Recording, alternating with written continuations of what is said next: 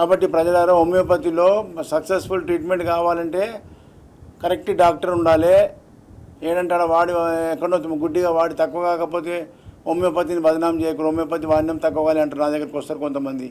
నేను 3 ఏళ్ళు వాడినా 4 ఏళ్ళు వాడినా అక్కడ వాడితే అక్కడ కరెక్ట్ డాక్టర్ లేకపోతే కరెక్ట్ మందు లేకపోతే తగ్గకపోతే హోమియోపతిని బదనామీ చేయడం ఎందుకు?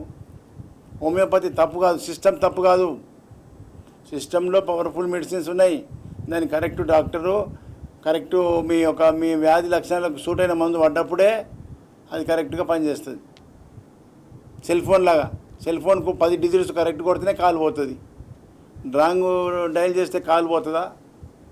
అదేవిధంగా హోమియోపతిలో కూడా డ్రగ్ మ్యాచ్ అయితేనే మందు పనిచేస్తుంది అనేది ప్రజల్లో ఈ చైతన్యం రావాలి. ఎక్కడ ఏమైనా తగ్గకపోతే డాక్టర్ మార్చుకొని మంచి డాక్టర్ దగ్గరికి పోవాలి. కానీ అందులోనే మునిగి 3 ఏళ్ళు వాడినాం 4 ఏళ్ళు వాడినాం వ్యాధి తగ్గలేదు, హోమియోపతి అంతా తీపి గులికలే అని తప్పుడు ప్రచారం చేయకుండ్రి. మీరు ఏం డిప్రెషన్ కాకండి. హోమియోపతిలో ఎలాంటి వ్యాధి అయినా శాశ్వతంగా తగ్గుతుందని సూచిస్తున్నాం. హ్యానిమన్ గారు మరి అలోపతి వైద్యుడై ఉండి అలోపతిలో ఎండి ప్రొఫెసర్ అయి ఉండి హోమియోపతి కనిపెట్టిండంటే ఆయన మరి మామూలు మనిషి కాదు కదా. అన్నీ తెలిసిన వాడే, మానవ శరీర ధర్మశాస్త్రాన్ని అంతా చదివిన వాడే కనిపెట్టిండు. ఎవరు అనామకుడు కనిపెట్టలే.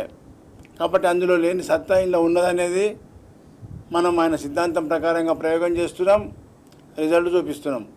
ఈరోజు కూడా సక్సెస్ కేసులు అన్నీ కూడా ఒకదాని ఇంకొకటి వరుసగా చూడండి, మీరే అర్థం చేసుకోండి.